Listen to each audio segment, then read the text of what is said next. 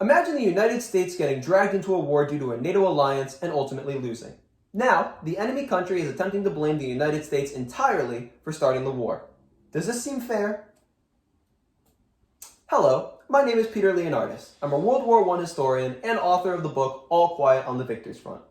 I would like to thank all of those in attendance for coming to the War to End All Wars ceremony, which celebrates the over 100-year anniversary of the end of World War I. I will be discussing to you today Germany's involvement in this war, and it is my intention to persuade you that Germany was ultimately the victims, rather than the perpetrators, of this unnecessary and awful war. I will be discussing this through the cause of the war, the Treaty of Versailles, conditions in post-war Germany, and the sinking of the Lusitania.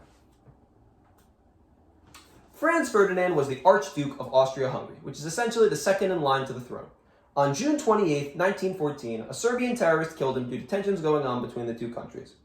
Austria declared war on Serbia, but due to a series of alliances, before long, all of Europe was plunged into war.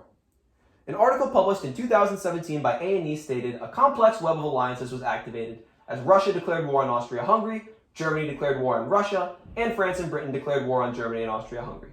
World War I had begun. Now that we've discussed the beginning of World War I, let's look at the end of World War I and the Treaty of Versailles. After 4 years of fighting, the Germans ultimately surrendered to the Allied powers. Originally, America wanted few extreme punishments on Germany, but England and France refused.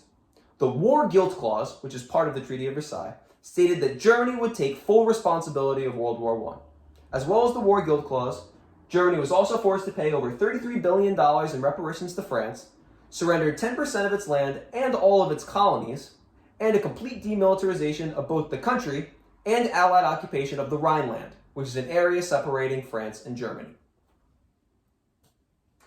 Conditions in post-World War I Germany did not improve. Many men came back bitter and angry that they've lost the war and were out of work due to the demilitarization of the country. The London Jewish Cultural Center in 2020 stated that there is a stab-in-the-back myth, which is a belief that Germany did not lose the war on the battlefield, but they were betrayed by communists, Jews, and socialists. With the Allied powers now reaping the benefits of Germany's colonies and its land that it lost, they did nothing as anti-Semitism and fascism spread around the country. The Allied powers did nothing as Germany slowly turned into a dictatorship. The sinking of the RMS Lusitania is proof that Germany were ultimately the perpetrators of World War I, according to some.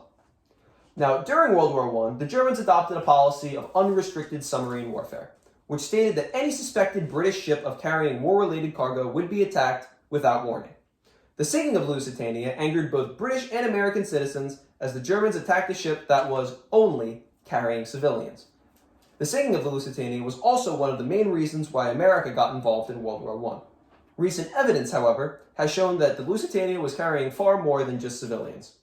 A 2009 article by Erin Mullally states, if the discovered ammunition was found in the area where cargo was not known to be stored on board, it strongly supports the argument that the Lusitania was functioning as more than just an ocean liner.